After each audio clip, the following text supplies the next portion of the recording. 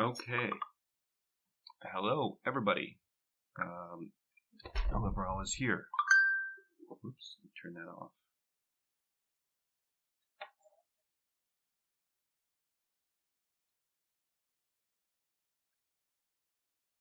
So today is officially the first of our seminars here for the CryptoPrimitive Academy. So that's pretty exciting.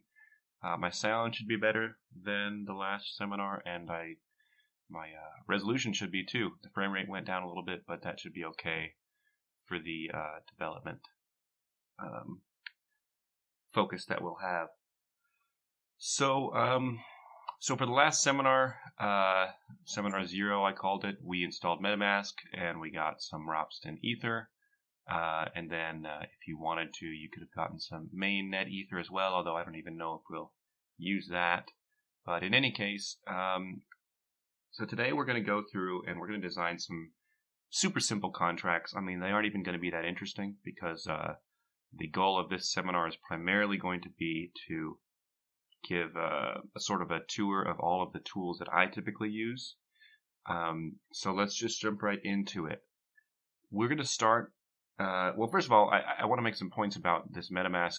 When I had you guys install this, one thing I didn't mention is that there's a beta interface option, and I don't know how to find it now that I'm actually in the beta, but you'll notice that my interface is a little bit different here. I prefer this. For example, you can just click here and it copies the address. That's pretty nice. And if you go through the settings here, you can opt into it. I don't know how to find it right now. But I do suggest trying that out. It might be a little buggy, but you can always switch back to the old interface. And then I had another note on MetaMask, I think, but I don't know where that went, so probably wasn't that important. All right, so the tool that I have been using lately to develop my smart contracts it's called Pragma, and a lot of these links will be shared in the video that we put on YouTube later. But this one is pretty easy URL. It's withpragma.com. And let's see, I don't need to create an account. I need to log in. Oh, there we go.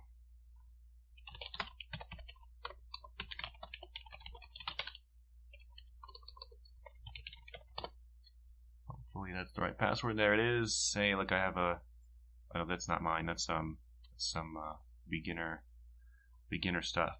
I'm just going to delete all that except for this very first line here. I'll get to that in just a second, what that means. So if we just very simply start with the contract, open bracket, I believe that might compile just by itself. Let's just see if I get any errors.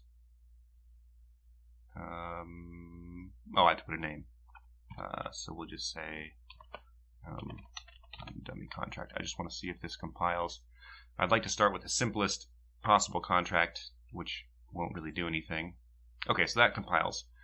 There's not too much to talk about on this screen except for this first line here.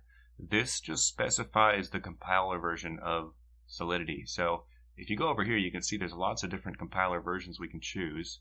And in fact, I'm going to choose the latest one here. But by putting this in the source code, I believe if I now try to compile this, it'll give me an error. I hope it will. Or maybe they'll just choose one of these. But in any case, okay, so it let me compile. But what you want to do is you want to write any given contract for a specific version of Solidity.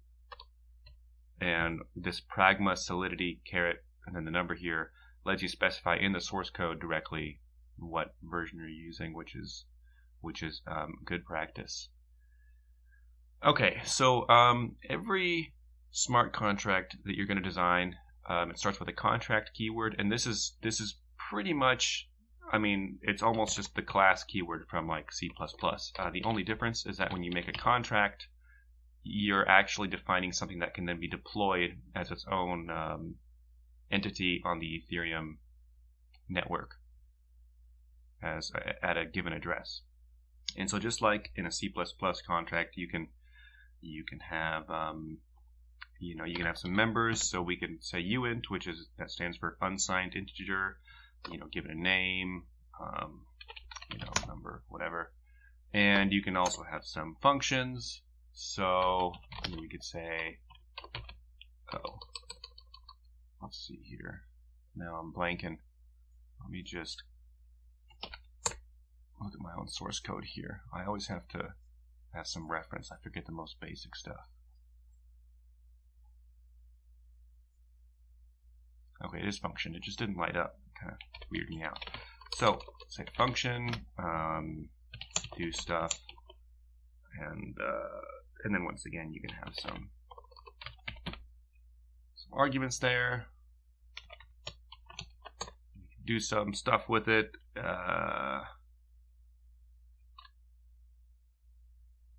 And it's pretty basic. It's something in the middle of C++ and JavaScript. The style is of this programming. But let's start writing something. So for a really simple contract, I am going to call this one a splitter. And this one's going to be, like I said, super simple. And this contract is going to accept any amount of Ether, and then it's going to split it between two addresses that we're going to program in here, and then send some to one and some to the other. So super basic. And this is going to take, it's going to have two members, and they're going to have the variable type address, which you might imagine is just the obvious, it's address. So we'll say first recipient.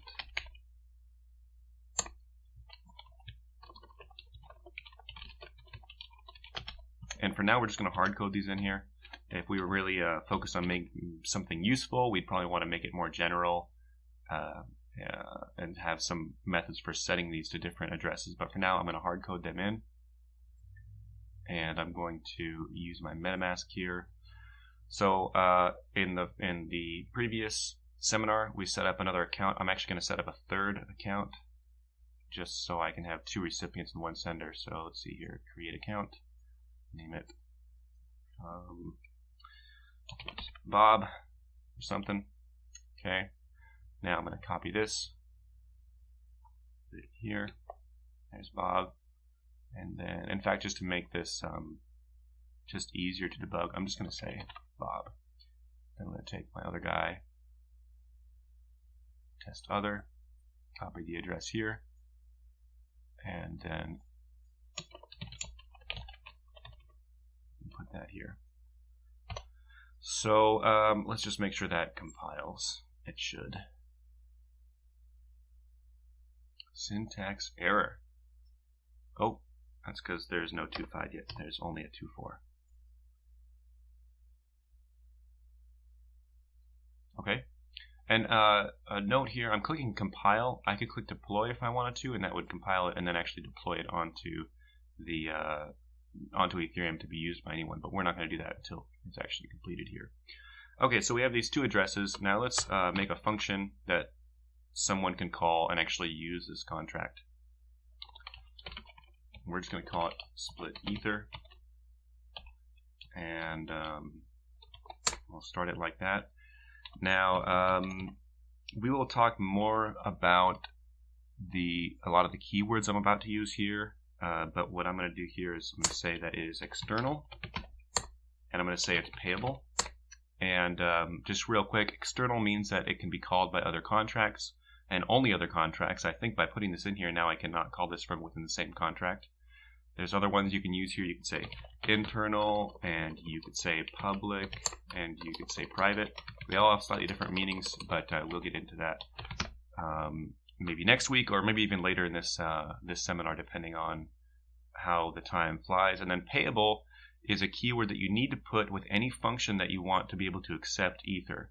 So if this was not here, this function could not, it would throw an error if anybody called it and sent Ether along with that request. So by putting payable in here, I'm enabling this function to accept Ether with the function call. And while we're on the topic of Ether, we're just going to say, yeah, I wouldn't be spelling this out so much if I was actually writing this contract for any kind of production, but because for demonstration purposes, we're going to say we're going to have a uint, which again is an unsigned integer. By the way, this uint variable, it can get very big. I mean, it's capable of handling extremely large numbers. I don't know what the max value is, but it's something ridiculous. Value equals message.value. So again, I wouldn't probably be using this line. I'd probably just use message.value within the code later that I'll put here. But just for clarity for now, message.value is a keyword or maybe a key phrase. I guess I don't know what you'd call that. But in any case, this will equal the amount of ether that was sent with the function call. I'll demonstrate that later after we finish this function. But this is how you, within the contract, check to see how much the call is including in ether. Okay, so we have the value, and then we're just going to say, might as well go ahead and just send it off to our recipients. So the way you send ether is you put the address, or the address variable in this case, .transfer, and then we're going to send half of a value. Okay, we'll do the same with Bob. Over 2. And I believe that is pretty much all we need. You know, technically this, if someone sends an odd number, sorry, let me back up a little bit. So this value is an unsigned integer, and you might be saying, well, but ether is not an integer. And that's true. But the way that smart contracts work, they don't handle ether amounts, they handle way amounts. And, we have a question. Hold up, let's get back to, where is my chat? I guess I'll look on my other computer here. Sound is crunchy, that's no good. Yes, I believe that uint carry... I think you have to worry about integer overflow. And it's... Oh, yeah, sorry. I'm misunderstanding the question. Yes, it is 256-bit. That is correct. That sounds exactly right. And I could even look that up just to verify. I'd hate to... Oh, there we go. uint max. Oh, let's go to Solidity. Types... Yeah, it looks like right there. I'll just go find it just to get it on the screen. Int uint, yep. Yes, it looks like. And yeah, uint is an alias for uint 256. So that is right. Good job having that number. Yep, that's correct. So let's see, what was I saying? Oh, I was talking about so message.value will be the amount of ether, but it's not stored as an ether value, it's stored as a way value, which is the smallest unit in Ethereum. And on one of the links that we will be posting, we'll be posting this list of links later. But for now, I'm just going to go here. Let's see, go there, yes. So, whoops, if we look at 1 ether, that is equal to this much way. So that's a huge number. And that's part of the reason I think why uint is so huge. But in any case, it's this way value that we will be, or the way unit, I should say, that we'll be handling when we retrieve message.value here, and that will be stored in value. So, okay, you might realize that if we're going to divide this by 2 and someone sends an odd amount of way, so this value is an odd number, then there will be 1 left over. And, you know, once again, if we were focused on making something that is production ready, we might want to handle that somehow. In this case, if that happens, then this contract will just retain 1 way worth of value, and it'll just be there forever as we've written it now, because there's no function for withdrawing it. Anyway, I think this is ready to compile and deploy, so let's just... Oh, nope, not yet. Whoa. Expected identifier. Oh, I need to put these after this function name. There we go. That should work. And actually, while I'm here, this is, I really should have it like this. I think that's a little bit more of a accepted styling there. Okay, so that compiled. So this is ready to deploy now, and before I get there, I want to make a note here that my MetaMask is on Ropsten, and if I change this, this will actually change the Pragma tool. So many tools and many dApps follow the setting, the network setting that you put on MetaMask, and that can be tricky if you don't realize that. But anyway, so we're going to put it on Ropsten, so we're not spending any real Ether, and I'm also going to switch to my main account, which actually has some Ropsten Ether. And whenever I make any changes on MetaMask, I always like to go to the page I'm working with, whether it's a development page or a dApp, and I like to refresh because there's still some weird bugs with this whole setup that people have developed, and sometimes the developer of the web page doesn't consider that you might be changing things while you have the page loaded. So anyway, so I've switched to Ropsten, and I got to my main account, I've refreshed, and now I can deploy, and this will compile, and then at the end of this, it should pop up on MetaMask and ask if I want to do something, and it has not done it. Uh-oh. What is going on here? Try again, but I suspect that, okay. Well, so, this Pragma tool is a new tool, and it can get pretty buggy. So once again, these links that we'll share later, I've labeled this the easy and sometimes buggy compiler and deployer. You know, it looks really nice and it's fun to use, and this interact page is especially useful, and I'll show you that later, but it is not reliable. So we're going to go back to Pragma's, what I consider Pragma's predecessor, and that is Remix. So I'm just going to type that in, remix.ethereum.org. Whoa, I don't know why it didn't bring me there. That's weird. Must have mistyped something. And we don't need that up, or that, or that. All right, this looks like some sort of something I didn't write. Okay, let's take this code, put it into Remix, and select, oh, it seems to be loading here.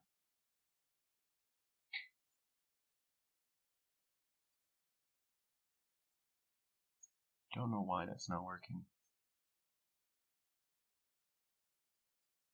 This is still, seems to be loading or something, because I can't select my, it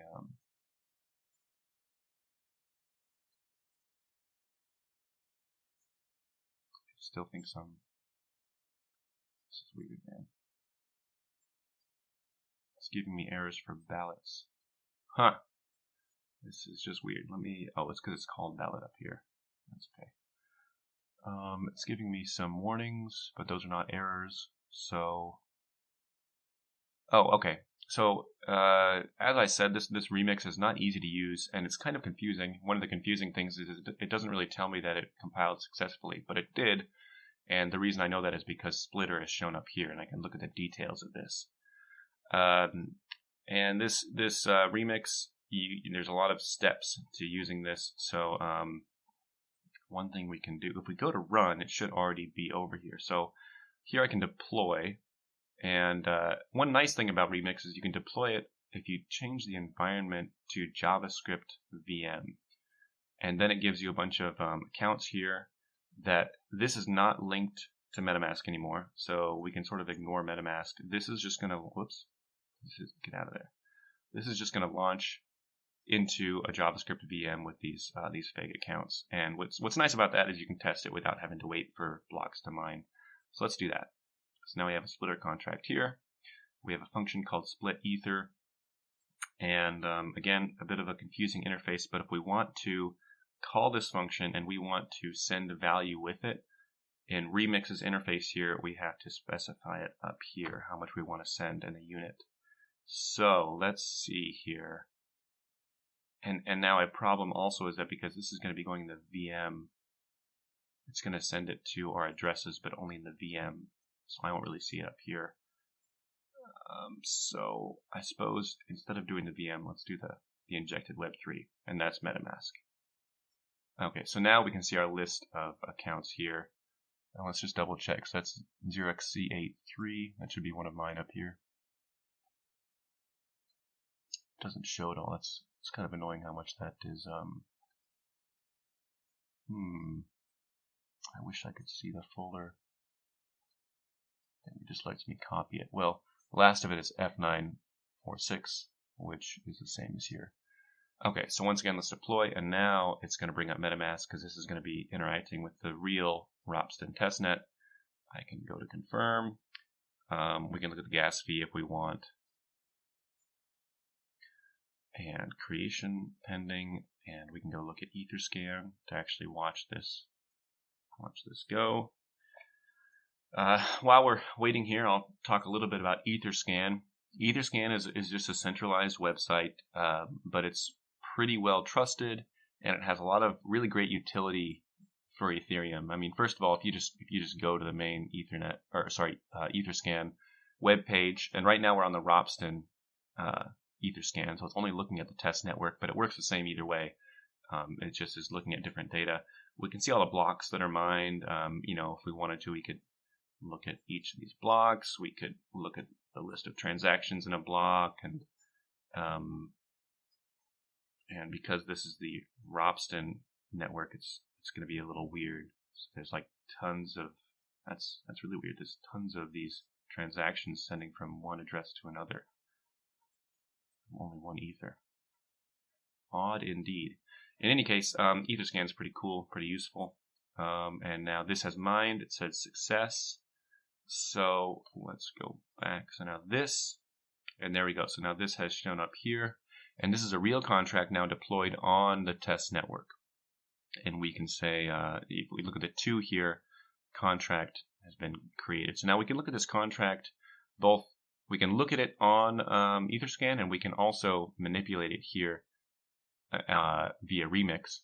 And you'll see that the address here is the same. So it ends in FB11D. Go here and FB11D right up here.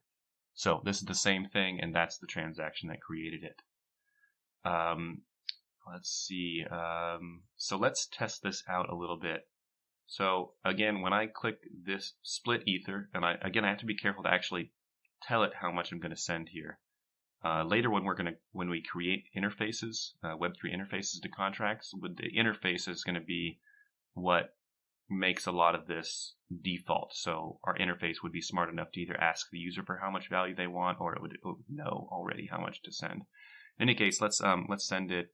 Let's see, how much Ropsten ether do I have in my main? I have a little less than 1, so I'm going to send 0.1, and I'm going to specify that it's ether, and this will affect whatever calls I make here. So I'm going to click this. It's going to pop up here, and there indeed, it doesn't actually show me in this screen how much ether I'm sending, but it does tell me the USD amount, and that seems to be about 0.1 ether. I'm going to confirm. And then we have another transaction to watch and wait for.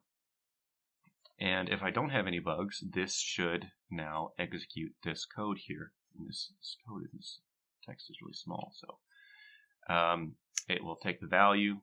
It'll take the message value and store it in this variable, and then it will transfer half of it to test other and transfer half of it to Bob. And we'll be able to see some of that action actually within the transaction once it gets mined here. Using Ropsten can be a bit weird sometimes because when you're not using real ether that has any market value for the gas. So we can look at how much gas that I might spend on this, and on the mainnet that would go into some miner's pocket, and that's why these blockchains work. But with testnets like Ropsten or many of these others, and I don't know the differences between these test networks exactly, but each of them uses ether that doesn't actually have any value. So sometimes you will make a transaction on a testnet and find it takes a long time to mine. But there it goes. It seems to be going pretty fast today. And we can even see already that we've sent money to the contract, and then as a result transferred 0.05 ether. It looks like from the contract to this and from the contract to that. And we can even go into MetaMask now. First of all, we can see that there's 0.1 ether less in our main, and now we have 0.5 in test other and 0.05 in test other, 0.05 in Bob. So that all worked really well. Pretty cool. Didn't have any bugs. That's fun. So let's see. What else should we go over? What should we go over next here? First, let me. I'll just stop and see if anyone has any questions.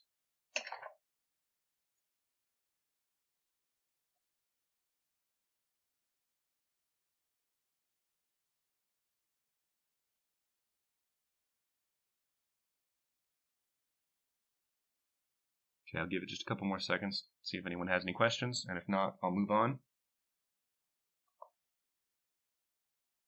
Suppose I'll have to edit this out on the video. Weird silent bit.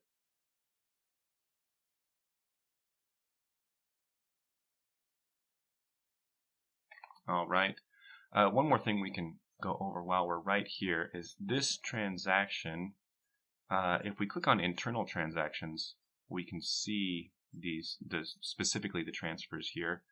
And you want to keep that in mind when you're debugging, because I'm actually surprised that I see it here, because it seems like some of the time I have to go and look into the internal transactions to actually find what it is that I'm looking for.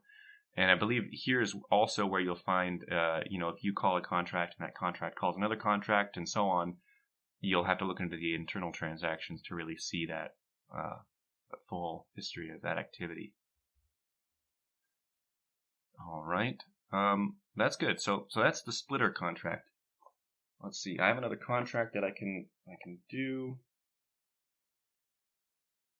So let's jump on that. I guess one more thing we can do is verify on Etherscan. So as I said, Etherscan is this really nice general purpose tool. And one of the nice things that you can do with it is that if we go and we copy this address, I should have just stayed on that page, but let's go back to the contract on Ropsten. Oh, that's the transaction. That looks like what we want. So here's our contract. It has two transactions, the creation and then the use of it, looks like. And if we go to code, it doesn't actually have code. It has some, looks like this is the bytecode.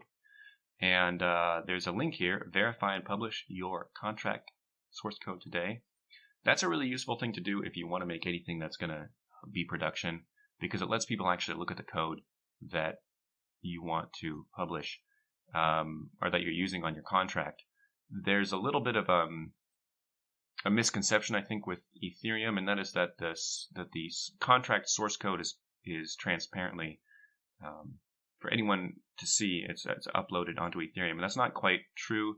The bytecode, of course, is on Ethereum, which is this, and that's what allows us to verify that whatever we programmed our smart contract to do will always only do that. But if you actually want to let people see what the code of your contract is, so CryptoKitties has done this, and I did that with ToastyCoin. I'll just show that really quick. So if I go here, we can see that. So here we can see the code of all my burnable payment stuff, and that's just a good thing to do, so people can trust your stuff, or at least the developers can trust it, and the users can trust the developers. Anyway, so let's go ahead and just do that really quick. This can be a bit tricky because you need to know what compiler you've used. So we want to go to 2.4 commit. There's tons of choices here, but usually you won't be compiling in any of these nightly commits. Usually there's only going to be one on this list for each specific version that does not have a nightly. So I'm going to choose that because I know that's what we used. I'm going to go grab my code here and put it in here. And then I also have to tell it the contract name that we want that is at this address, because when you have some source code here, I could have had, another contract here. For example, I might have had a splitter factory, and that actually makes splitter contracts in some way. And if I had that there, I'm going to take it out now, but if I did have that there, then this source verifying tool would need to know which contract is actually at this address. So let's say splitter and optimization. Let's just see what the settings are. Another annoying thing you have to do. Enable optimization is unchecked. And just this can trip you up. I'm gonna leave that there just to show you what happens if you don't realize you need to do that. It'll just give you an error, and it's not a very helpful error from what I recall.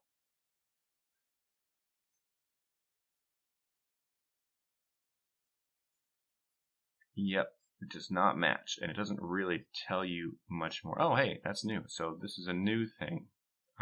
That's quite helpful. So let's go back here and change this to no. And then now it should actually work.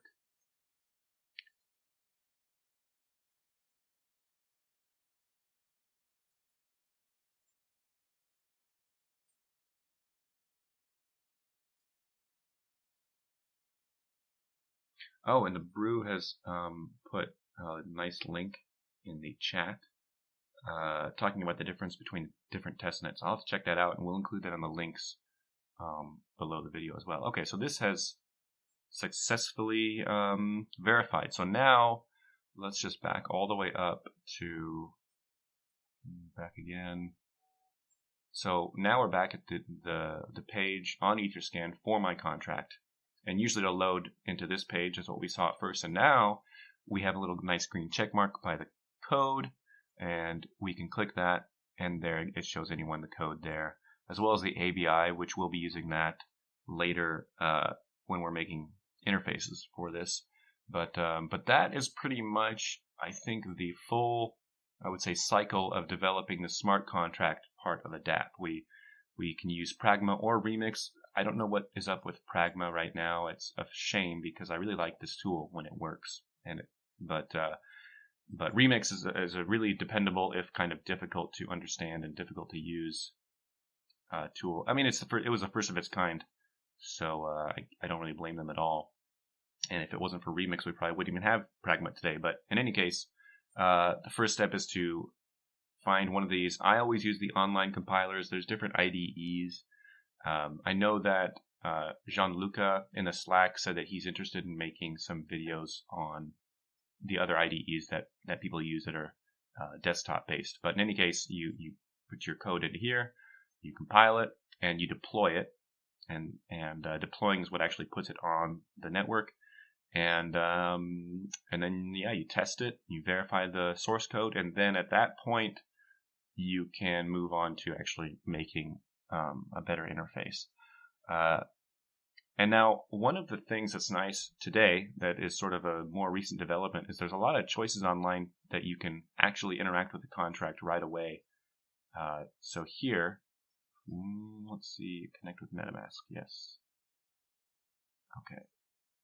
Well, I'm going to try this out. I haven't used this tool specifically yet. When they say write contract, I believe what they're getting at is you can call the function. So we can see our one function here is available. I don't see a way to put in how much Ether we want to send. Let's just click it and see what happens.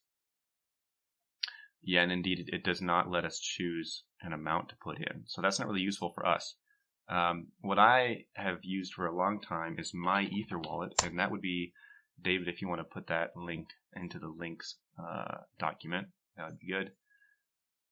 This has all these annoying messages in the beginning. I really hate it every time I go. But we can go to contracts here, and we can give it an address and an ABI. Again, there's that ABI. The ABI is just, it stands for Application Binary Interface. And if we go back to, I should have kept that tab open. Let's go, maybe I can go back here. Duplicate and go back. There we go. So if I go to code here, and I can also grab this info I'm about to get. I could probably get it. I can get it from Remix and Pragma as well. Well, if Pragma was working. In fact, I'm just going to close that tab for now. But in any case, if we give it an address and an ABI, so I'm going to grab that from here. Address. Oh, I guess we got a button here. Copy.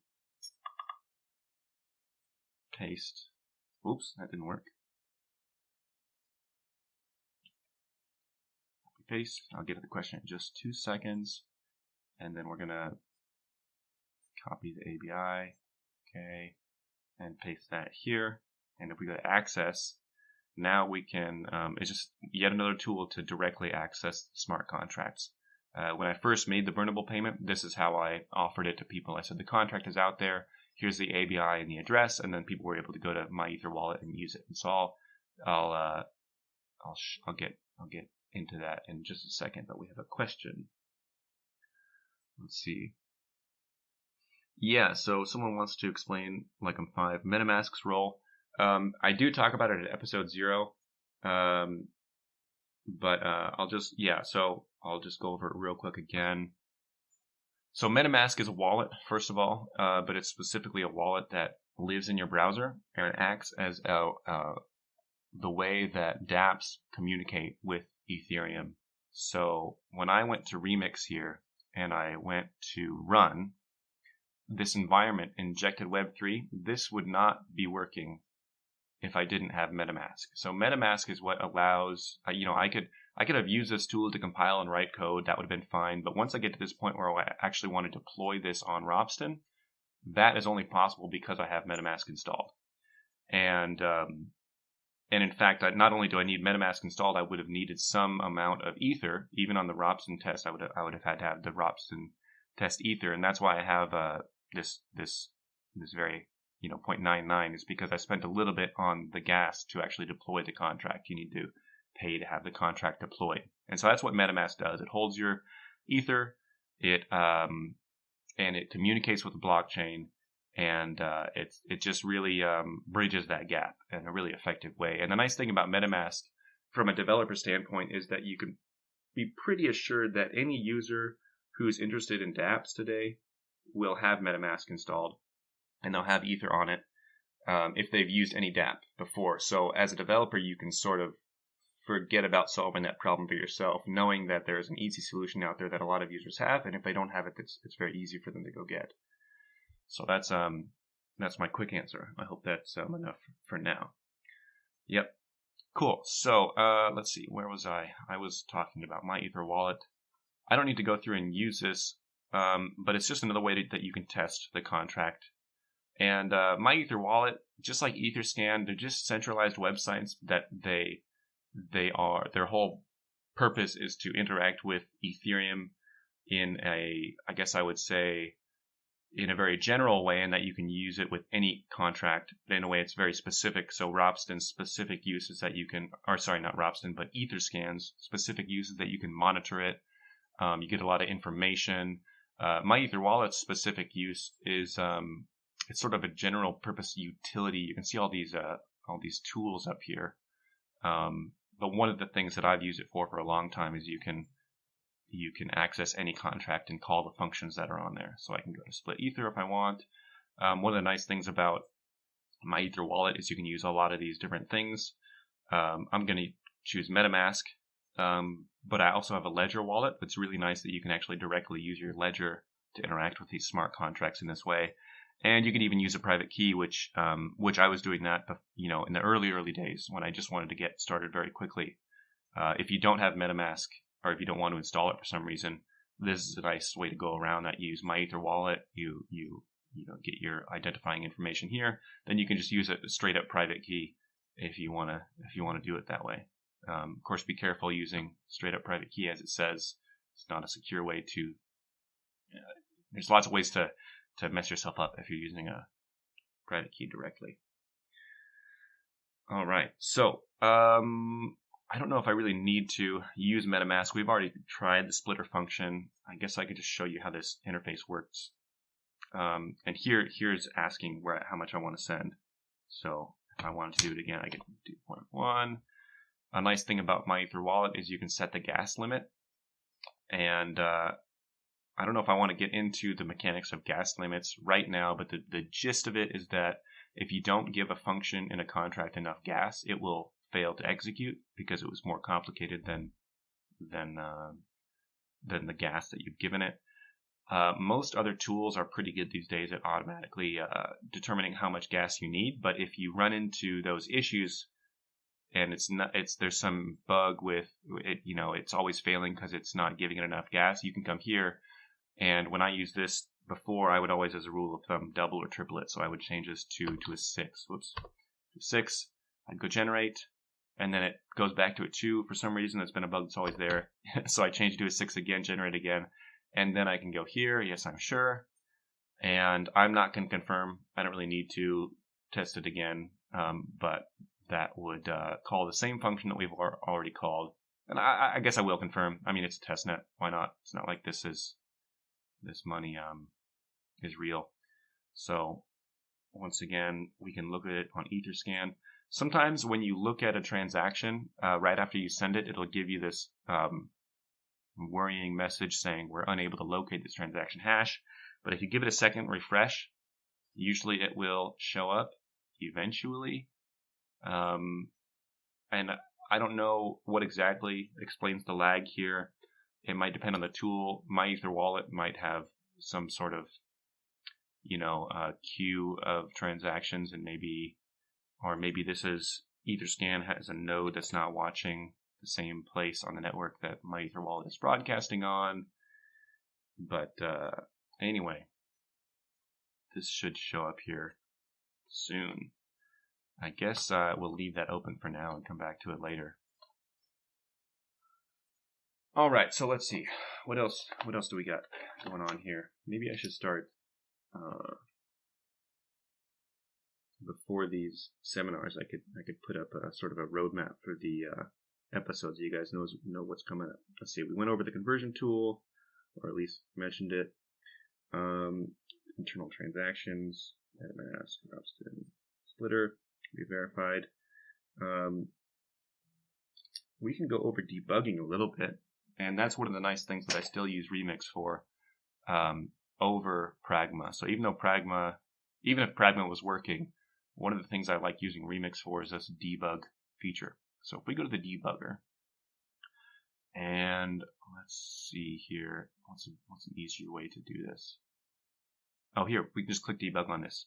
So you might have noticed that we're filling this up with some different actions. We created Splitter contract, and then we created it again. Or maybe that's part of the same one. In any case, I want to look at this transact to Splitter. And that was when we called the actual split ether right here, splitter.splitEther. We can go to debug here and play invalid JSON response. Uh-oh. I guess that's not going to work. Well, let's try. Let's see if we can manually put in the values and make this work. So it wants a block number and a transaction index or hash. That's what that should say there. So, and let me back up. I'll slow down and show you what I'm actually doing here. So I want to try to debug this. I'm going to click on this, which will bring me to the actual transaction on Robston, and I'm going to take the block number here and copy it, put it in here, and then I'm going to go take the transaction hash, put it in here, and let's just see if that works. And it does not. So that's too bad, because this debug functionality is pretty great. Well, I wish that was working, and I don't really know what to tell you guys. Maybe it works when it's in the VM. In fact, I'm just going to try that. So now I'm going to go to the VM. I'm no longer in Injected Web 3. Go to the VM. And so I'm no longer on MetaMask. We're going to be using entirely different addresses. But I'm just going to deploy this and try it out. 0.1 Ether, split Ether. And now I'm going to try the debug. Okay, so this debugging works when you choose the when you run it in the JavaScript VM. And another thing about the VM that you might have noticed is that it's all instant. We don't need to wait for things to mine. So the VM is really a very useful tool. Anyway, so now that we're debugging, we can, anyone who's familiar with the debugger can, I'm going to the end. Here we go. So we can click through this and see what it's actually doing. Transfers, it's pretty basic, pretty useful. And this is nice when you get a bug, obviously, because then you can see what the bad instruction was. For example, if we wanted to, we could say require that the value is, let's say, greater than 10 way, you know. And then if let's see, stop this. Let's go to compile. Let's compile it again. Go to run in the VM. We're going to clear this old splitter contract by clicking that X. We're going to deploy now. Now we have the new version here with this new require line. And the reason I'm doing this is I just want to show you what it looks like when you might have some kind of bug. So let's see. I'm going to go, and once again, I'm going to try to split 0.1 ether. Oh no, wait. So I want to trigger this. I want to cause this to fail. So I'm going to say I'm going to try to split just 3-way, and this should trigger this this require statement, or it should fail the require statement, I should say. And split ether, and indeed you can see that something it looks a bit different here. Revert, the transaction has been reverted to the initial state, and that's what this require function does. There's some other related ones. There's revert, I believe. Whoops, revert, and I think you just do that. And then there's also a assert or something along those lines. Let me just go look those up. Let's do the require. I know require. Oh, there. So revert, assert, and require. Yep, that's what they are. And what each one of these will do is they will check a condition, and if it's not doing what it should, it will revert the whole execution of the smart contract just as much as if you'd gotten the bug. So anyway, so let's see. So this indeed value was 3, which is not greater than 10, and because it was a require statement that reverted it, and it rolled back all of the changes that that would have happened. So now let's go to debug this. This will be more interesting. So back to the beginning, and you can go step through this. Gets the value from message.value, and then that's where it stops. You see, it can't go any further. So that's the usefulness of this debugger from Remix. You know, there's when you use the IDEs, the desktop IDE stuff, those probably have some more sophisticated stuff. You know, maybe my style is just super ghetto or whatever, but I've never needed more than this. But that is the debugger functionality, which is pretty useful. Okay, so let's go back. Delete that. Run. I'm going to clear out this old version, and let's see what's next here. So the topics that I have left, I want to make a deposit smart contract, and I also want to talk about events and logs. So we'll do all of that together, and I think that will pretty much finish out this first episode. Looks like we'll finish out at a little over an hour, and then I'll probably stop the recording and but keep the stream up and answer any questions that are left over. So I am going to start over on the contract here. I really wish that I could use the Pragma. It's too cool. I'll have to look into why that was not working and see if I can figure that out. Anyway, so we are going to create another contract here. Maybe I suppose I should copy this and keep this, save it in a file somewhere.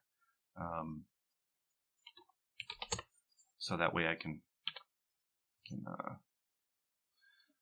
post it somewhere as part of whatever we put on the YouTube video. But for now, I'm going to erase this. Erase this stuff here, and we're going to make a deposit contract. And this will be a little more involved, so I'm just going to write some comments on what exactly I'm going to try to do here. So what I want to make is a way for someone to create a place for someone else to put a deposit in that the owner of the contract could then return to them or recover themselves. So it's just going to be a general purpose deposit functionality that we've all used in the real life before, but this is we're gonna do a really basic smart contract implementation of it. So there's going to be two roles.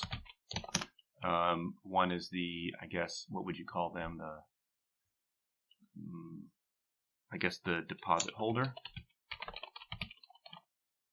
and the submitter, it is, I do think it's important to find the right names when you're designing Solidity contracts. It really helps a lot, because you can otherwise make the code quite simple and readable too. So it's good to get the right names. It's worth thinking about. Deposit holder, and even that's a little bit vague, we'll leave that there for now. Deposit holder and I don't know, deposit submitter. I guess that's just what we'll do for right now. We might change those later. But for now, let's see.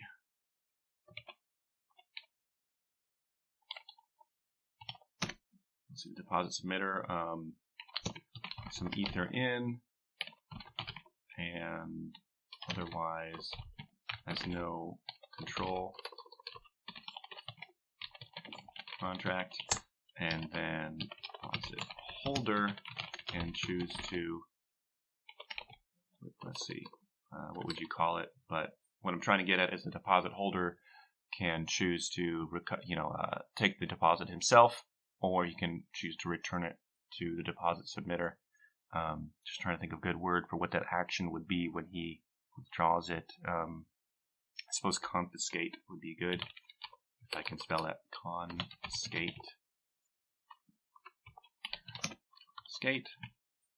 or return the amount deposited. So that's the basic logic that we want to put in here. Let's get going. I always start when I'm writing a smart contract with the roles. I think it's a good way to approach it, is if you define the roles first. So we'll say address deposit submitter,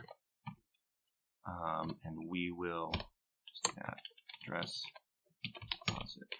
deposit holder, and I think let's put this guy at top, and let's design this contract so that the deposit holder is, well, we could hard code it in. Let's hard code it in for now. It's better to go for simplicity first. And we're going to do injected Web3. But let's do the VM. Let's keep doing the VM just because it goes so much faster. The VM gives you these 5 addresses, and they all start with 100 Ether, which is pretty nice. So let's just say this first one, this CA3, is going to be the deposit holder. So put that guy there. And the deposit submitter, we can leave that blank now, and we will set that later when someone actually makes a deposit, I suppose. Or maybe we can have the deposit holder actually specify who the submitter is. I think that might be the way to go. Another thing I'm going to do that I didn't worry about in the previous contract, so I'm going to specify the visibility of these variables.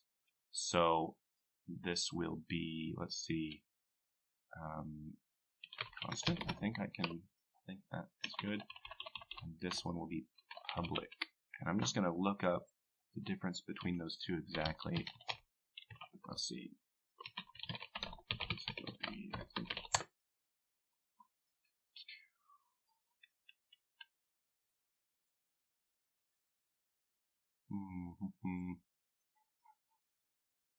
let's do this. And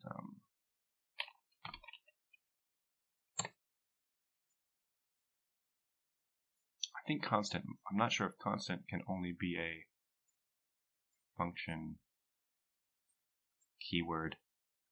Okay, I'm just going to change. Well, I guess let's see what this says. This says, oh, that's from the old version. Let's just see if this compiles. It does. So you can say a member is constant. Okay, that's good. And then public, that just means anybody can see it. If we put private here, it's a little silly because when you say that something is private, you're sort of delineating that other contracts can't read it.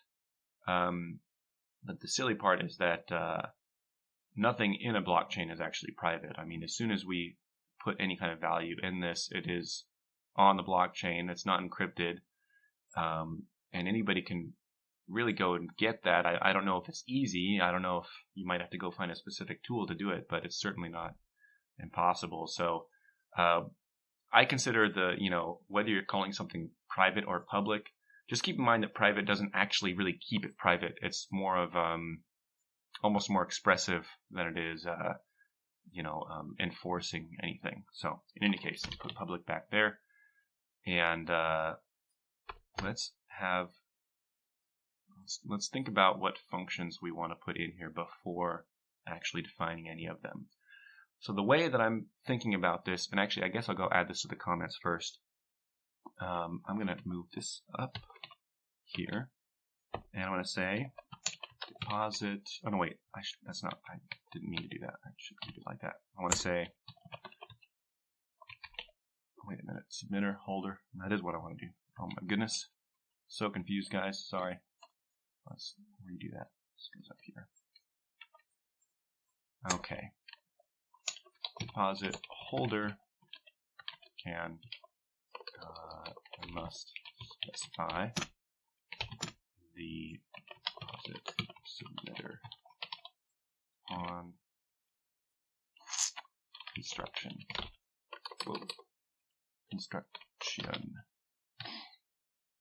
And I'm actually going to take this address out, and I'm going to have both of these set when the contract is constructed. And I'll show you how that works in just a second. So we're going to have a constructor. I believe that's the keyword now. You used to do it in C++ style, where you'd say function deposit, and then that would be your constructor, but that is not how they do it now. I think the keyword is constructor, and I think that it's just not lighting up. Let me just double check that. Keyword.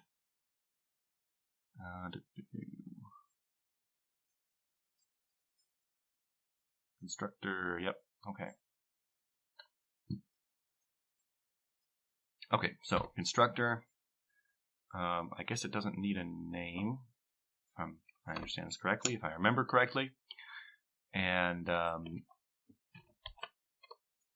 this constructor is going to, what we want it to do, and I guess I'll just write this in a comment first, is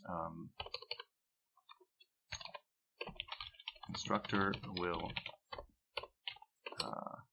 set deposit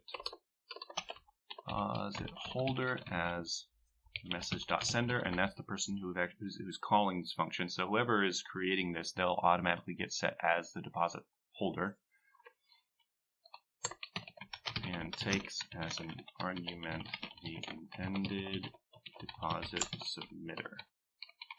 So that's where it's going to get the information needed to fill in these values. The deposit holder is going to come from who's actually calling this function, and the deposit submitter is going to be set as an argument. So we can say address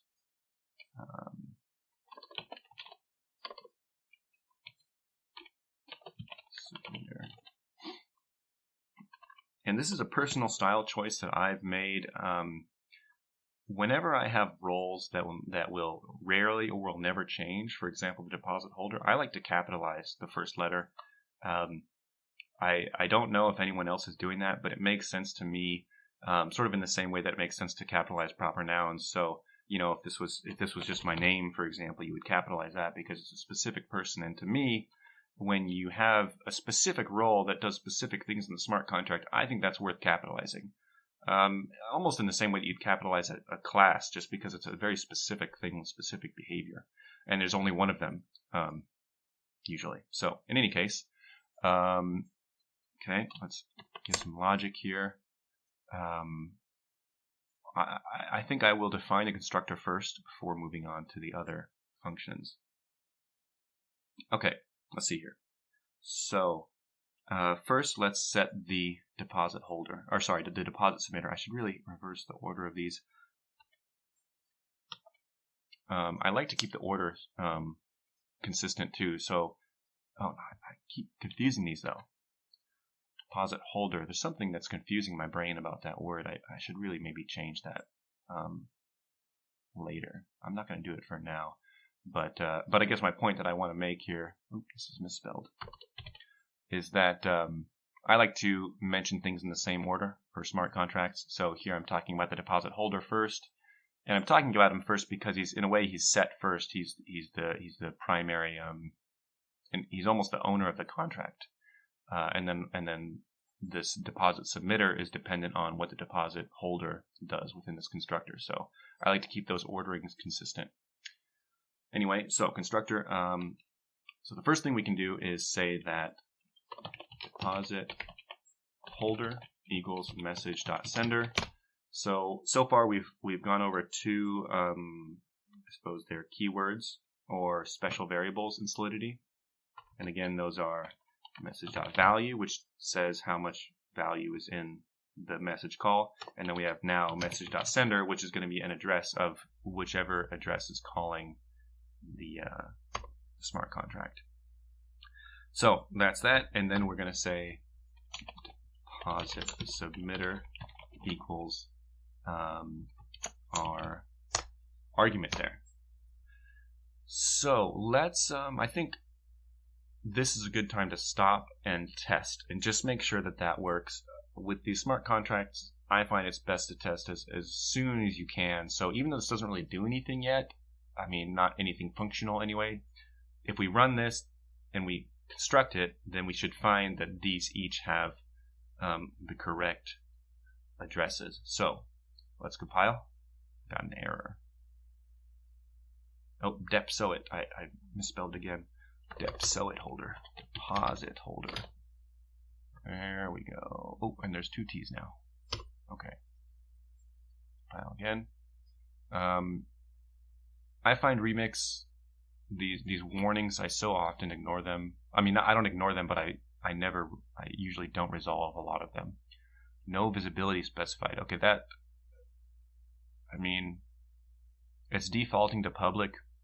I think a constructor has to be public, so I could put public, or I could put public. Let's see where I put that. Constructor, would I put it here? Is that where I put it? No.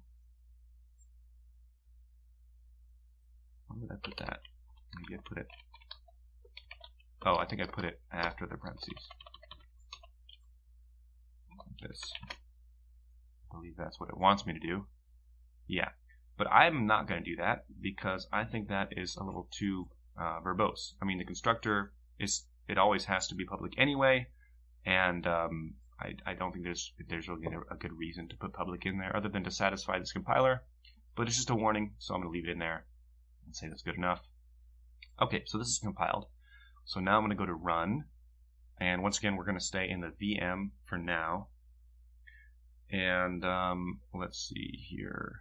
We're just going to deploy, and now you see I have this deploy function, but it has I can put some arguments, some information in here, and that's different from the last contract because our only function did not take any arguments.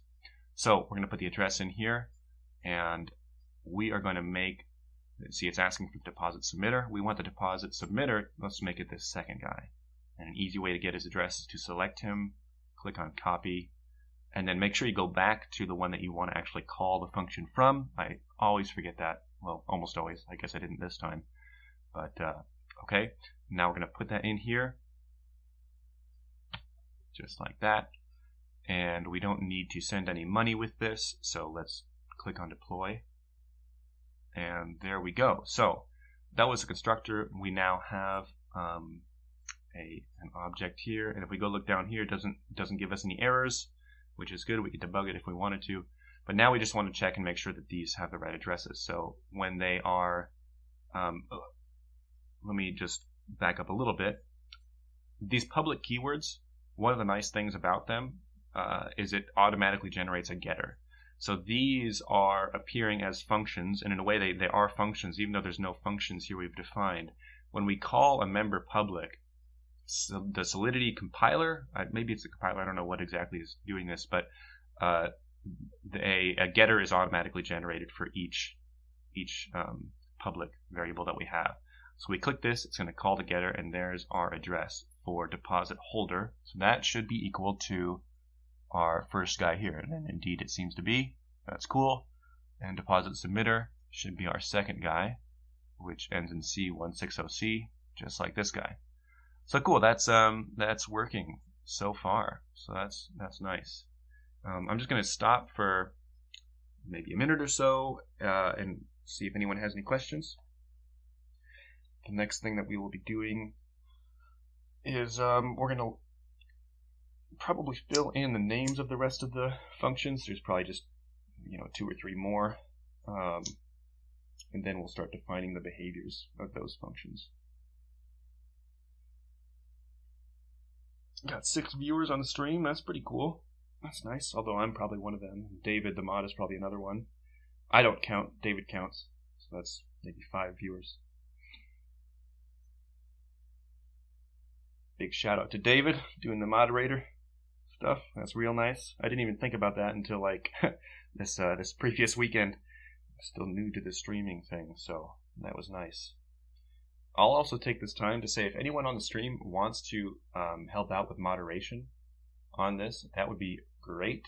If anyone has that kind of time, we'll be doing streams every weekday at the same time. Alright, no questions have come in, so I'm going to continue here. So what we want to enable, again, is we want the deposit submitter to be able to put money into this contract. And then we want the deposit holder to either return the money or to confiscate the money. So that's 3 actions. There's the deposit submitter can put money in, the deposit holder can release, and the deposit holder can confiscate. So we're probably going to have 3 functions. Each one is going to be representing that specific action to do. So let's see. Function, let's just name them all first. So we're going to say deposit. I'm going to do I'm just going to do the names. Function return deposit and function confiscate deposit. When I spelled deposit correctly all 3 times, that's a great sign. Okay, and now deposit is not going to take any arguments, but it is going to be payable because obviously we want the we'll want to be able to accept money in this deposit function. And there's another thing that we want to specify on this deposit function, and that is that we only want one person, the deposit submitter, to be able to actually call this function. And so this is going to get into modifiers. And now I wonder if I want to really get into that now. We're already at 1 hour 10. I don't want to make these first ones too long or involved. So we won't do a modifier. I'll just briefly go over what we could do without getting too into it. We could say modifier and say only deposit submitter, and then we could define this, and then there has some stuff to do with underscore, but we'll get into that later. And what's nice about that is that if we did that, then we could just take this and put it here, just like we put payable. We could say only deposit submitter like that and enforce it in that way. But I'm not going to do that this time. I'd like to keep things a little bit more straightforward. These modifiers are great, and I usually would not shy away from using them. But for now, I will avoid using them and instead just put the requirements right in the code of the function. So we want to require, and this is the code, this line that I'm writing here, this is what would go into the modifier. We're going to require the message.sender equals deposit submitter. That's it. And then now, in fact, that might be all we really need,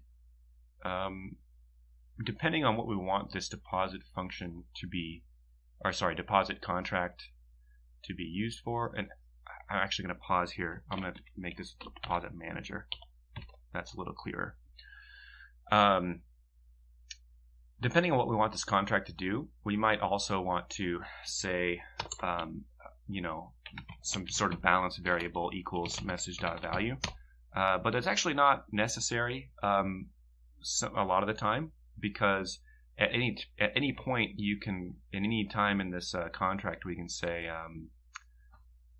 address this dot balance, I believe is the line, and that will return whatever the balance of the contract is. So we don't need to separately, deliberately, manually track the balance, because we can always query that value at any time. So this is actually all we need for the deposit function, because if it's payable, that means that the person calling this function can include Ether in it. And by calling this require line here, we are sure that, deposit. We're sure that only the deposit submitter can actually call this. And then the function will exit if this is true, and the Ether that's sent will just stay in the contract. So this deposit function is actually already done, and we can just go ahead and test that out. So I'm going to comment these out for now. Yeah, a Depsoit event trigger, yes, we do. I appreciate the Depsoit alerts there, guys. Thanks. Yeah, events. Yes, we still got to do events. Okay, let's see. Deposit submitter. So that's let's test this. Clear our old one and go to compile and start to compile. We got another warning here. No visibility. Okay, so now this is the same warning as up here, but this time I'm going to actually pay attention. Deposit should be an external function. And again, external just means that it can be called from outside the contract. If this was internal, then nobody outside the contract could call it. Other contracts could not call it. Other users could not call it. It only would be from within the function, which is a useful thing in other cases. But for now, it's going to be external. And external also prevents the contract from calling into itself through the deposit function. So that's also good to know, I suppose. Anyway, okay, so let's see if it compiles now without a warning, and it does. So let's go to run. Again, we're going to do this just on the VM. I use this VM until the contract is complete, and then I move to Ropsten, and then I move to mainnet. But certainly until it's actually, I have all these functions defined, it's always on the VM that I'm doing stuff. So anyway, let's see. We're going to once again grab this second address here, copy and paste. And we're going to go back to the first one to make sure we're calling it with the right one. And then we're going to do deploy. And there we go, deployed without any issue, which isn't a surprise. Usually if I guess if this constructor is really complicated, it could have failed, but it's a pretty simple constructor. And so now we still can check these. These should still give the right info, and they do. But now we have this other function called deposit. So there's really only one, well, there's a couple things that we can test here. We can call this, make sure the money goes in. We can also call this from the wrong address and make sure it fails. And then we can call it from the right address and make sure that it works. And whenever you have a function that enforces anything like that, you always want to test both cases. You want to make sure that it fails when it should, and that it succeeds where it should. Once again, there are a lot of desktop IDEs, and they have a way of automating testing. I don't really trust automated tests that much because they're not rigorous. I mean, you can define a bunch of tests and have them run in an automated way, and maybe in some cases that is somehow more effective than a human testing corner cases. I'm sure in some cases it's more useful, but it doesn't get at any kind of verified, rigorous testing that's a ton better than human testing. So I don't really care too much about the automated tests, but some people do, and that probably has to do with the fact that I focus on extremely simple contracts, and other people are building much larger contracts. In any case, let's test those. Let's test all that. So we have this deposit function, and I can choose to call it from something. So let's call it from our deposit holder, and let's try to deposit something. Let's say we're going to deposit 1 Ether. And now this should fail because my message sender will not be equal to deposit submitter. So let's see. There we go. Fails. Let's just debug just to watch that happen. Go back and then step through this. Require. There you go. So it stops right there. So that that's good. That passed our test there.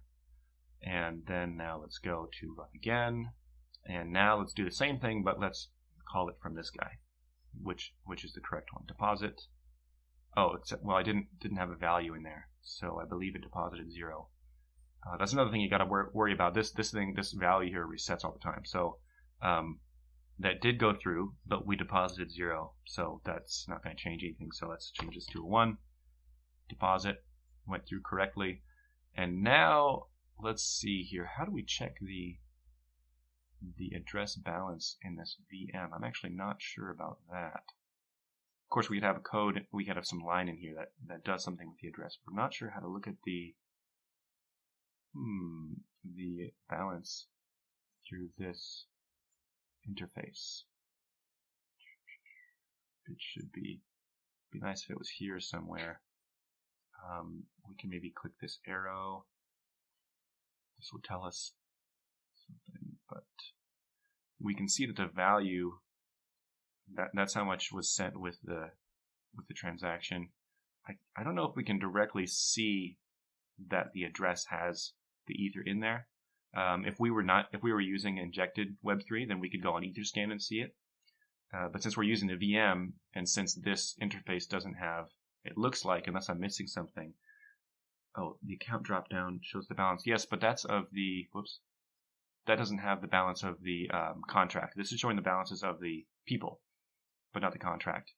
I mean, in a way, we can sort of verify that indeed there's 1 less Ether in the second guy. So it went somewhere, and that's a pretty good indication. And it, you know, combined with this, it's got to be in the contract. I just wish there was also a way to directly look at this contract address and see the balance, but I'm sure it's there. And as I said, if we were using injected Web3, we could go onto Etherscan and view that contract address and see that it's there.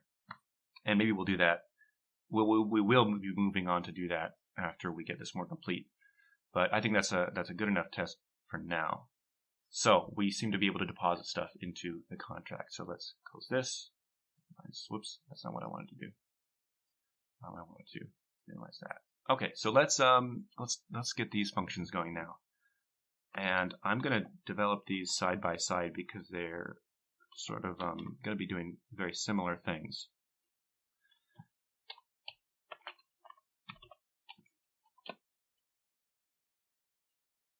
All right. And these are both going to be external.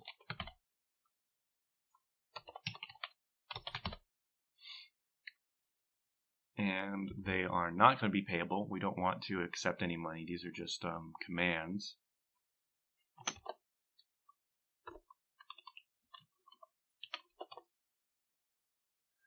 All right. And just like in the deposit, we required that the message sender is the deposit submitter. Now we want to require that it's the message.sender is the deposit holder. And we'll just copy that. Okay. And you can see here, this is this is code that's now being copied here and here. So this is where modifiers really shine, and especially a very common use of modifiers is to say only certain roles can do certain things. So that's why modifiers are useful. But anyway, we'll use those. Probably in any contract we build after this one, we'll be using modifiers because they are so handy. Okay, so when the deposit holder calls return deposit, it's pretty basic. We're just going to want to return everything that's in there to the deposit submitter. And so we've used the transfer function before. We'll use in our last contract. Now we'll use it again. The way that the syntax is, it's a little weird. It seems almost backwards. I'll write the line out first, and then I'll talk more about that. So a deposit submitter dot transfer,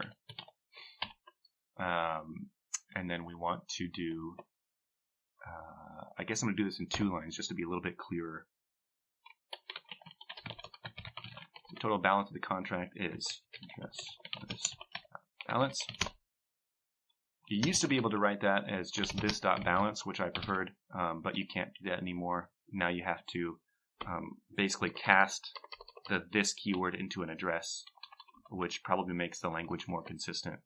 In any case, that's what it's doing. That this keyword refers to the contract that we're in, and the address of this is casting that to an address variable, which you can then you can look at the balance of any address. So total balance equals that, and then we're just going to transfer the total balance, and then that should be it. And I'm just gonna, I guess I'll test that now before we move on. Enlarge the code. Yes, we can do that. This is a very small code. In fact, it's probably a better way for me to do that, I think. Let me just, settings. Oh, here we go. There we go. That's what we want. I'm also going to move this down. There we go. Is that better for anybody who's for Sayron? Already looks better to me. Okay. Yes. So now we're going to test this. Let's go to compile and compile here. We got another warning. Oh, well, let's see what it says. Function state mutability can be restricted to view. Okay, so I'm going to ignore that for now. This is saying that it can be a view. So instead of external, we could say something is view, which means that no state is changed. And it's telling me I can do that because it noticed that I'm not actually making any changes here. But that's just because we haven't completed it yet. So I'm going to ignore that warning there. Compile. And now go to run. And once again, we're in the VM, and we're going to deploy it. This guy, get his address, put it in there, change to our main guy, deploy. And now we have our new functions here. And so let's test return deposit.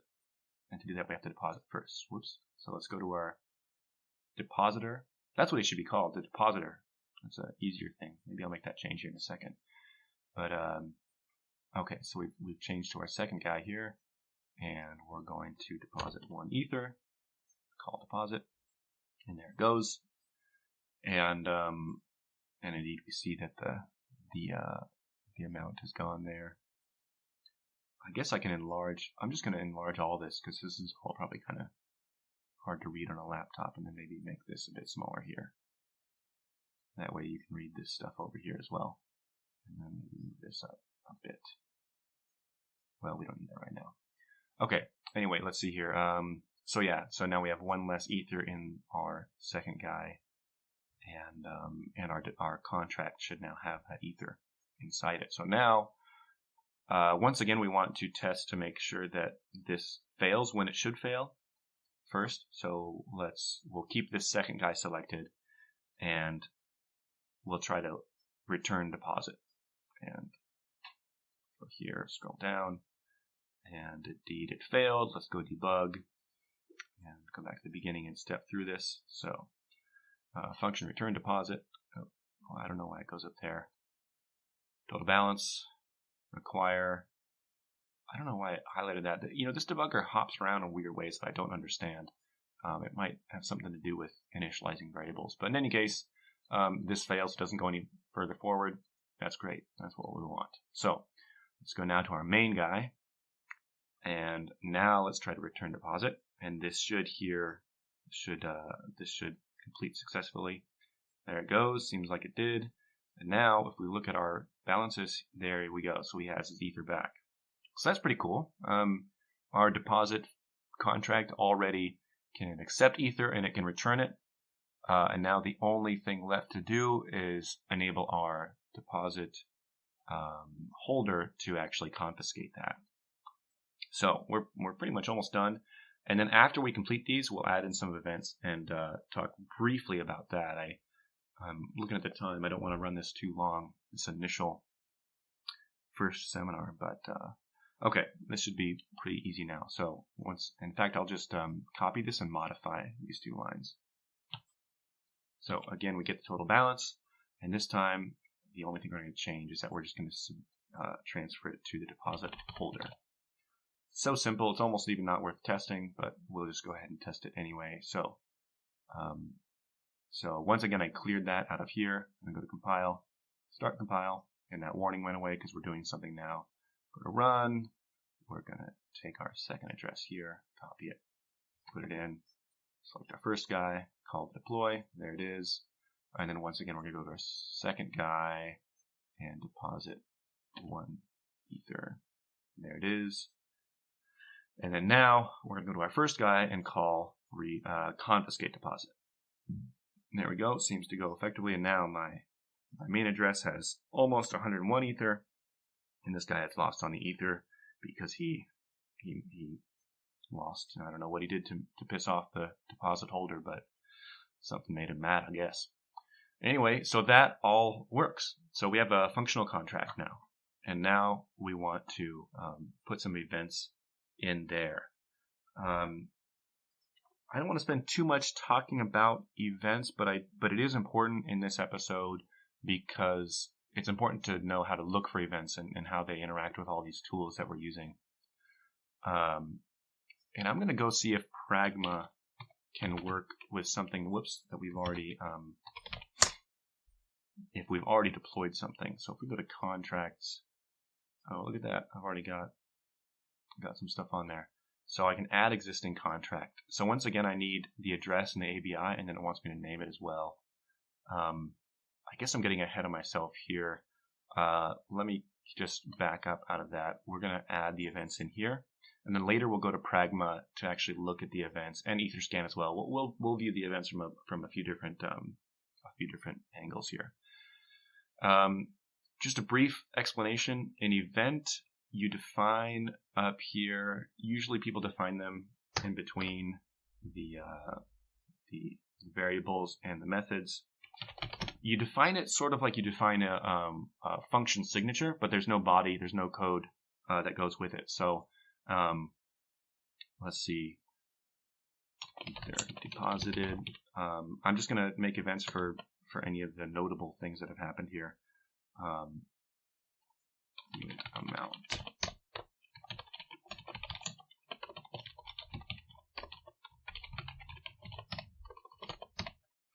And event Ether confiscated unit amount. Okay.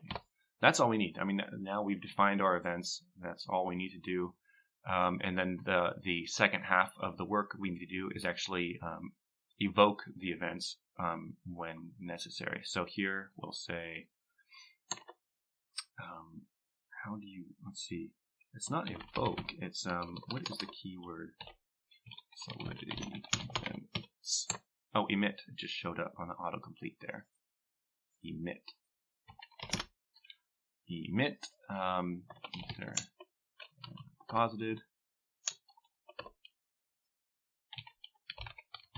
I'm going to put all these in first, and then I'll go over them briefly. They should be a little self-explanatory, though. Emit. Oh, wait a minute. Yeah, this is right. Returned.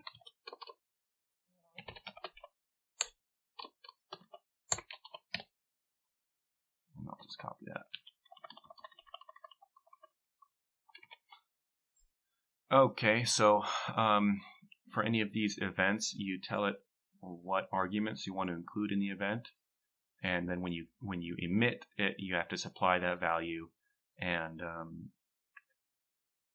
then it'll include it with the log. Now, the use of events is that you can, how to describe it? It's a way for the contract to broadcast or log information about what's happening, and other contracts and the contract itself doesn't have access to that information after it's gone. So it's really just an output, and it doesn't affect any contract logic, and in fact, it doesn't even affect Ethereum's consensus mechanism. So it's logged in the blockchain, but most nodes actually don't even retain the information that's generated when you make these emit statements. Where they are used is if you have a DApp. So if we make a DApp interface that uses this deposit manager, the interface will likely be watching for these events, and it will see the emit, and it'll be able to read the message value and know that it was the deposited event as opposed to the returned or the, whoops, I forgot to change this name, Ether confiscated. But it's really, these events are the primary way that contracts communicate with the outside world. So we'll be able to see these events directly, and then maybe more importantly, any kind of DApp interface it has some really nice tools to watch for it and react to these events being emitted. So let's see if we can compile this now. Compile, looks good. Go to run, clear our last one, and we'll just do the same thing again. So take this guy, copy, put it in, and deploy. And now if we do any of these, that's going to trigger an event. We'll be able to see it here in this interface, and it's kind of hidden. I'll show you where that is. So I'm going to deposit 1 Ether just like last time. And now if we look here, the only thing that's changed in this screen is we can see logs 1. And what we call events when we're using Solidity, they're called logs when you're using anything that's looking at them. Or another way you could say is that when we emit an event, it creates a log. So that's just some of the vernacular there. But if we look at this, we can go and see logs. And this is a bit more information than we need, but we can look at the event name, Ether deposited. Whoops, I don't know why I did that. Ether deposited. Oh, that's weird. Okay. Event is Ether deposited, and the args 0 amount length. I don't know what the 0 in the length is.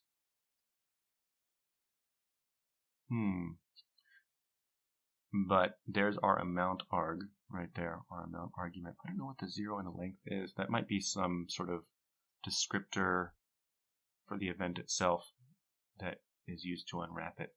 I'm surprised it's being displayed there, but anyway.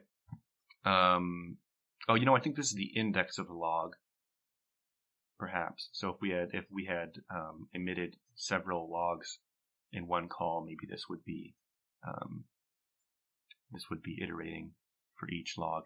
But in any case, we can see the event there, and let's go now look and see what it looks like on Etherscan.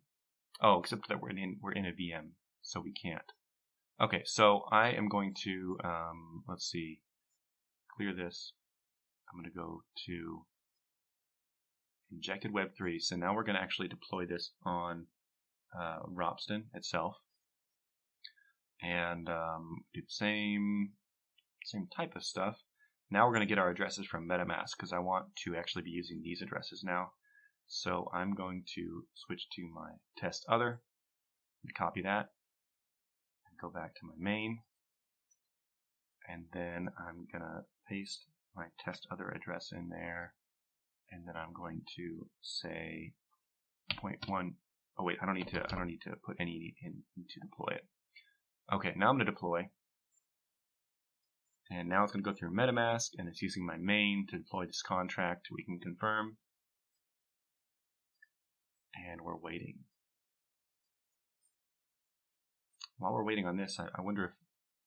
Oh, that one did go eventually. I don't remember what that was for anymore. That was a while ago. Okay, we don't need that. We don't need that. So, yeah, once again, the VM is nice because we don't have to wait for anything to mine. And sometimes Ropsten can be slow because, again, we're not using real Ether to motivate miners. Ropsten network really just seems to work almost magically. I'm guessing that someone is running computers out of the kindness of their own heart and mining this stuff. I don't really know how that works, but it has been mined. And so now, let's see, so we've created a contract. We can click right here. And there's no Ether in it. We only have the creation event here, and but it's showed up here as well. So just like how we interacted with our contract through this interface when it was on the VM, we can still do exactly that same thing, even though now it's actually on the Ropsten network. I mean, Remix is really great. I complained earlier about how it's a bit crowded and difficult to use, but it's really quite amazing, the progress that we're seeing in this field. And this is, just one more step on the way. Anyway, so once again, now we're going to deposit something into this as the deposit submitter. So now I'm going to change, not networks. I want to change to my test other dude. And I'm going to go to change. I'm going to say we're going to put in, how much does this guy have? Probably not very much. 0.1. Okay, so we're only going to deposit 0.01. And call deposit. And gas estimation errored.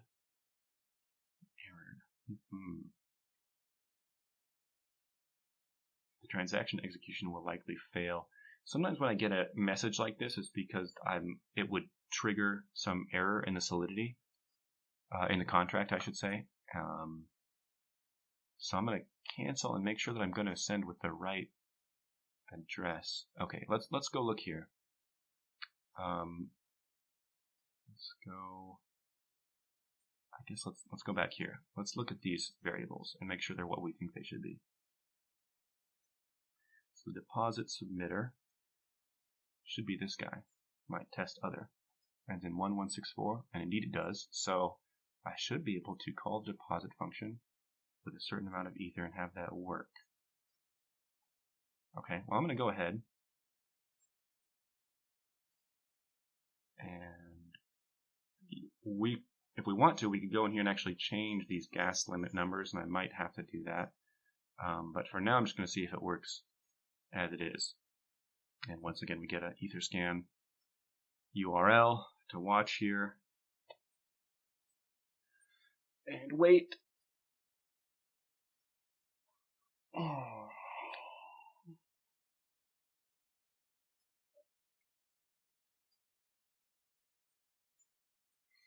And now if this goes, we should be able to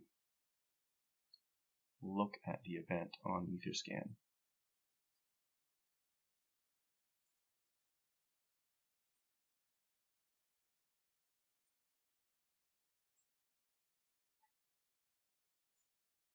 And I think after we sort of wrap up these events, that'll be the end of the first seminar.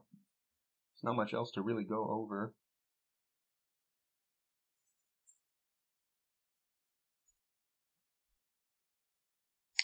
While we're waiting on this, I'll show you sort of what you can use events for. So let's go back to Toasty Coin.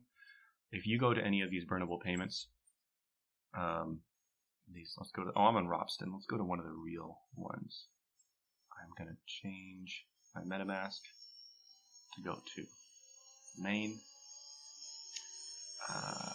That's kind of annoying. See, now this notice I changed to MetaMask, and now it's trying to react to that, which is frustrating. I wonder if I can just cancel.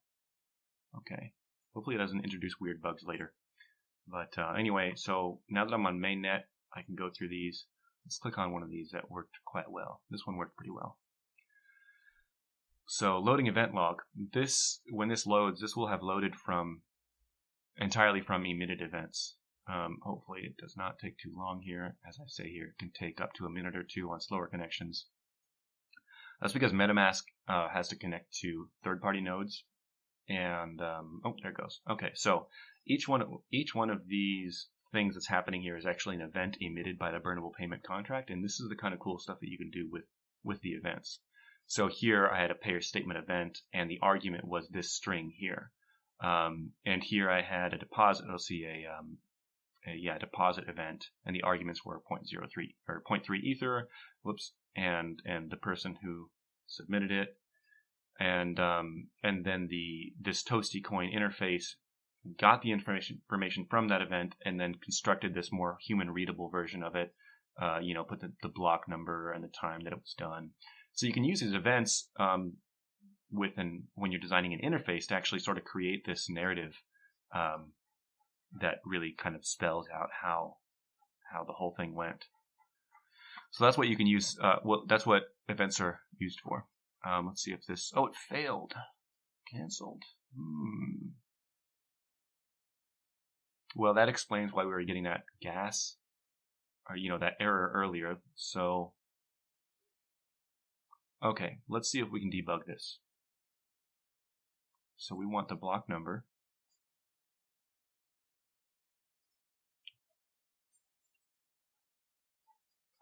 Debugger. Block number, and we want the transaction hash. Want to play it? Cannot find transaction with reference. Oh, I'm on mainnet. Let's see if we do this. Let's see if we do that now. Well, it's giving us an invalid JSON response, which I guess that's what it did last time we tried to do something on Robson. Well, let's see. I wonder what can we do about this. Well, we might just abort that. So what I was going to show you is that when you call one of these functions and it emits an event, you can actually see that event. If you were to if you were to look at the actual transaction, it would list the events here. But even if that worked, it would actually not be very readable, because as it is right now, when we look at this contract, we haven't verified the code yet. So Etherscan doesn't know a lot of the metadata about this contract yet. So it wouldn't actually be able to decode it very well. We could sort of look at the data and pick out certain things about it, but it wouldn't be very readable. So then we'd have to go and verify the source code, and then it would look a bit better. But I don't want. I'm hesitant to try to stumble through whatever bug that was. Although I suppose it would be sort of a learning opportunity.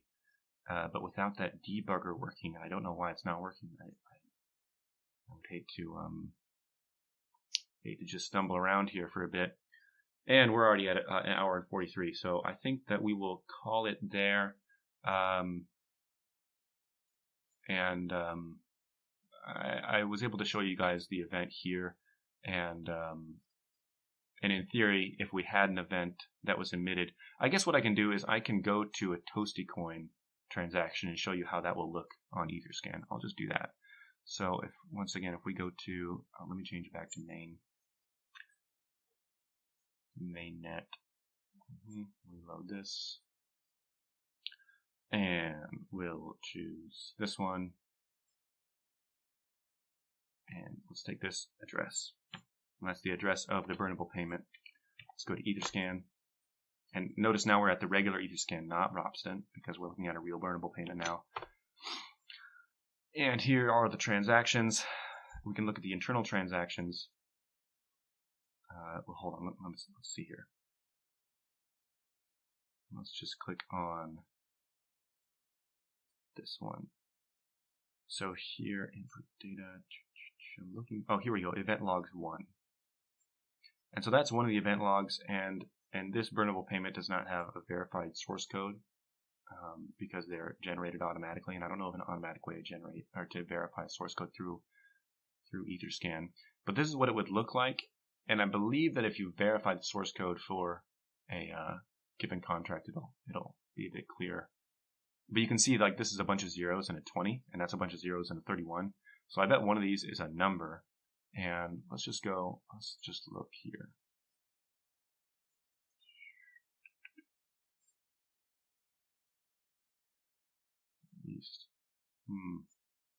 Well, okay. I guess I can't really make much sense of this.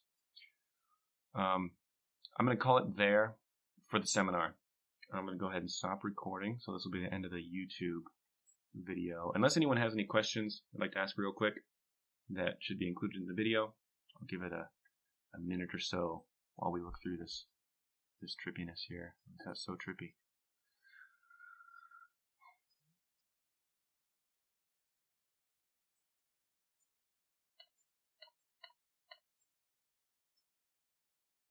Got up to 8 viewers. That's pretty cool. That's exciting. 7 if you don't count me watching on my laptop here.